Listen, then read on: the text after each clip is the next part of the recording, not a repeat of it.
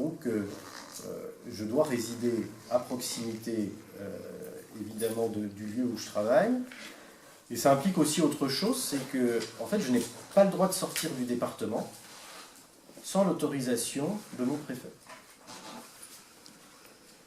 C'est-à-dire, si je veux aller passer un week-end à Lyon, je ne peux le faire que si mon préfet est d'accord. Pourquoi? Parce qu'il faut qu'il y ait toujours 1, 2, 3, ça dépend des départements, membres du corps préfectoral, donc préfet ou sous-préfet présents dans le département, au cas où, et pour gérer les affaires, quand il y a des incidents. Je vous prends un exemple très simple. Le week-end, on est de permanence, par exemple.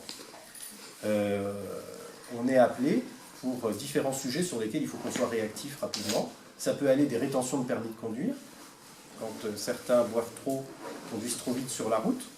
Ça peut être aussi pour des situations d'étrangers en situation irrégulière, sur lesquelles il faut prendre des décisions rapides, parce qu'il y a des délais contraints par la loi. Donc tout ça, c'est le sous-préfet qui est de permanence qui va gérer. Vous avez combien de semaines de vacances? Alors, théoriquement, il y a le théorique et la pratique. C'est-à-dire que théoriquement, on a 9 semaines par an. En pratique, si on arrive à en prendre 5, 6, c'est bien. C'est-à-dire que là aussi, on s'arrange en fonction des collègues et pour qu'il y ait toujours une permanence. Parfois, il faut savoir renoncer aussi à une partie de ses congés. Il peut y avoir aussi des événements qui font qu'on annule ses congés. Vous voyez, si par exemple, je décide de partir une semaine en février, mais que j'ai un ministre qui vient dans l'arrondissement cette semaine-là, je vais être obligé d'annuler. Voilà. Ça fait partie des contraintes aussi du métier. On va peut-être laisser la parole aussi à Elsa, qu'elle vous parle aussi un peu de ce qu'elle fait. Alors Elsa, donc elle est à l'École nationale d'administration, qui est, je ne vais pas le dire parce qu'elle va être modeste, mais je peux le dire parce que moi je n'ai pas fait l'ENA, mais qui est la plus haute école française de la fonction publique. Voilà, c'est le concours le réputé, en tout cas le plus difficile en France, et qui permet d'accéder à des postes de hauts fonctionnaires tout de suite quand on sort de l'École nationale d'administration.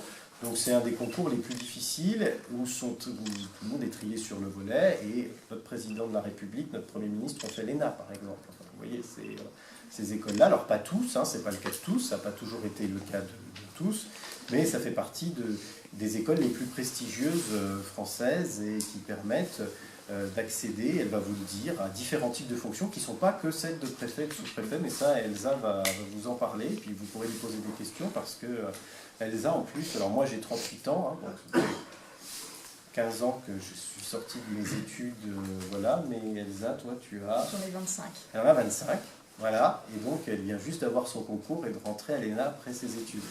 À toi Elsa. Ok. Je vais peut-être vous expliquer un petit peu mon parcours avant de vous parler de l'ENA plus précisément.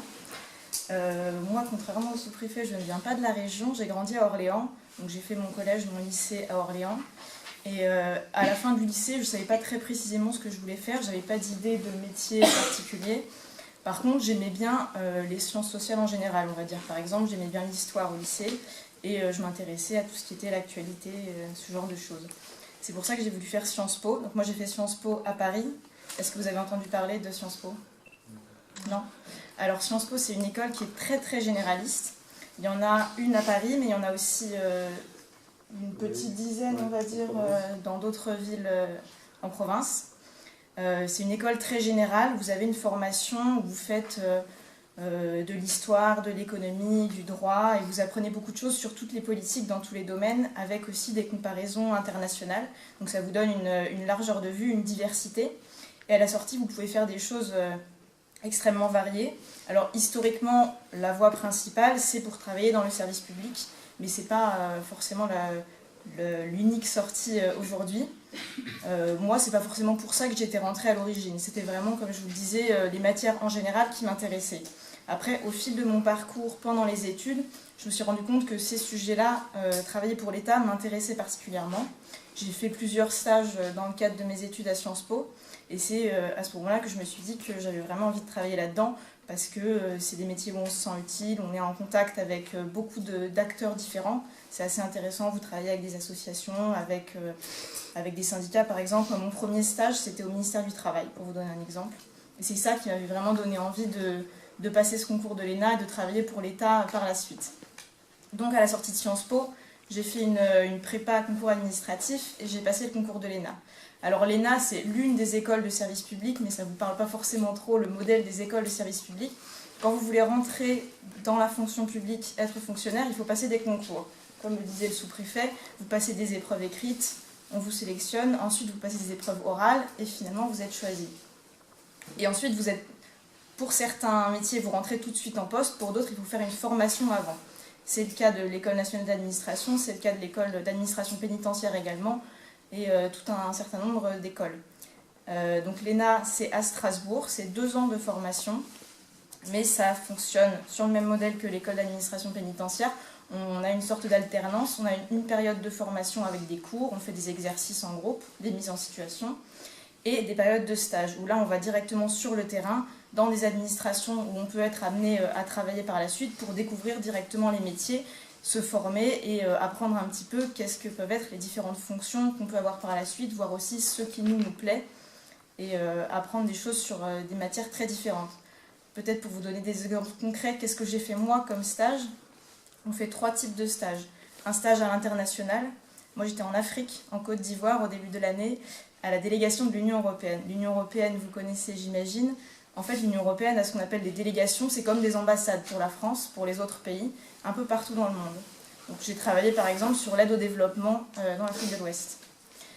Deuxième stage, on va dans une entreprise, puisqu'on sera tous des fonctionnaires, donc on travaille pour l'État par la suite, mais c'est quand même important d'aller voir un peu ce qui se passe dans les entreprises, puisqu'on pourra avoir des fonctions, faire des politiques, par exemple des lois qui concernent les entreprises. Donc moi j'étais dans une entreprise dans la télé, à Paris cet été, et donc je travaillais pour la création de programmes pour la télévision. Et là, depuis 3 mois bientôt, je suis à la préfecture à Dijon. Je fais cette semaine un petit passage à la sous-préfecture de Beaune pour voir ce que fait le sous-préfet, mais sinon je travaille principalement à la préfecture à Dijon. Donc après, à la sortie de l'ENA, qu'est-ce qu'on va pouvoir faire comme métier ? Jean-Baptiste, le sous-préfet, disait que vous avez une grosse diversité dans la fonction publique, c'est énorme, 5 millions de fonctionnaires. À l'ENA, c'est un petit peu la même chose. L'ENA, c'est effectivement l'école qui forme les hauts cadres de l'État. Après, c'est très très diversifié. Vous pouvez travailler dans tous les ministères. Ça veut dire à la fois tout ce qui est le côté gestion, s'occuper du budget, s'occuper de la gestion des agents, mais aussi très concrètement sur le contenu, fabriquer les politiques, fabriquer les lois qui vont être ensuite votées par le Parlement.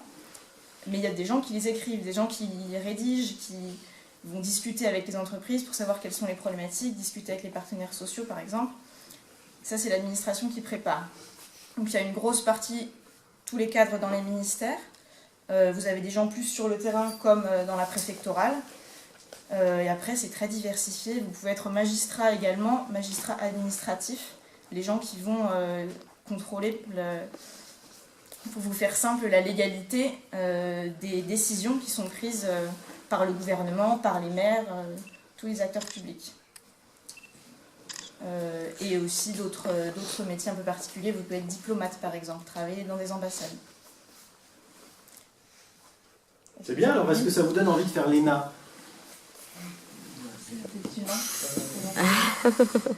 Pourquoi ?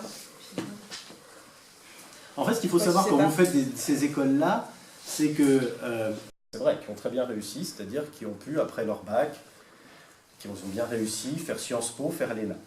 Mais ce n'est pas forcément le cas de tout le monde, ce que vous disiez, où des fois on a plus de difficultés. Mais vous savez, moi je vais vous donner des exemples, et il y en a aussi qui ont fait l'ENA. J'avais un collègue qui était préfet, qui a commencé, il n'a pas le bac. Vous voyez, il n'a pas eu son bac. Donc ça vous situe, il l'a raté, il ne l'a pas eu. Il a commencé à 16 ans à travailler, il a commencé tourneur dans une entreprise, voilà, un métier manuel, il ne fallait pas de qualification, etc. Puis après, il a trouvé le travail le plus bas dans le niveau hiérarchique aux impôts. Il est rentré sans concours, sans rien. On avait sûrement besoin de quelqu'un pour écrire un petit peu, faire du rangement, du classement, etc. Puis il est rentré dans cette administration qui a commencé à lui dire « Mais tu sais, on peut te former si tu veux pour aller au grade du dessus. » Alors il a passé le concours du grade du dessus. Puis après, il a encore passé le concours du grade du dessus. Bon, ça en 10 ans. Puis un jour, il a dit bah, « Je vais peut-être me lancer à préparer l'ENA, ce que fait Elsa aujourd'hui. » Et il a eu l'ENA. Et actuellement, il est préfet. C'est-à-dire comme si c'était mon patron, ici. C'est-à-dire qu'il a pu faire ça alors qu'il n'a pas eu le bac, et il a commencé ouvrier. Et il est devenu préfet. Et donc ça, c'est ce qu'il faut dire, la richesse en France, et des métiers qu'on a dans la fonction publique, c'est que ça vous permet de commencer, quand on n'a pas forcément la chance d'arriver tout de suite à ces hauts concours-là, de commencer plus bas, et après de gravir les échelons. Moi je vous prends, j'étais dans les prisons, vous pouvez commencer surveillant de prison, donc c'est ce qu'on appelle le gardien, on appelle ça un surveillant de prison, l'espèce que vous connaissez sur le gardien, avec ses clés. Ça, il faut le brevet des collèges pour passer le concours. Donc une fois que vous avez votre brevet, là, après la 3e, on ne demande pas plus, il faut passer un petit concours, mais on ne demande pas plus. Mais après, moi j'ai connu des surveillants de prison qui ont décidé de passer le concours du dessus, qui est le concours d'officier pénitentiaire, et qui l'ont réussi. Donc ils ont pris des galons, ils ont gagné un peu mieux leur vie, ils ont pris plus de responsabilités. Puis après, ça a bien marché, puis ils ont passé le concours de directeur de prison. Ils sont devenus directeurs de prison aussi. Vous voyez donc, voilà, et ils sont partis après, parfois, dans d'autres métiers, dans d'autres fonctions. Donc ça, si c'est un message, enfin, dans ce que, voilà, c'est que vous pouvez rentrer à peu près à tous les niveaux, et que l'avantage, c'est que rien n'est fermé. C'est que vous pourrez toujours, si vous en avez envie, il y en a qui n'ont pas envie. Moi, j'ai rencontré des gens qui me disent, moi, je suis très bien surveillant de prison, je n'ai pas envie de faire autre chose. Et ça me va très bien comme ça. Bon, c'est parfait. Et heureusement qu'il y en a.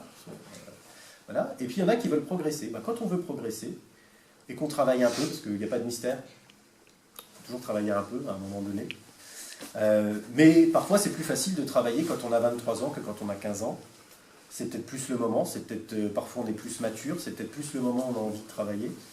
Et ben sachez que c'est possible. Et sachez qu'il y a toujours des possibilités d'évoluer dans la fonction publique et de trouver un métier qui vous plaira.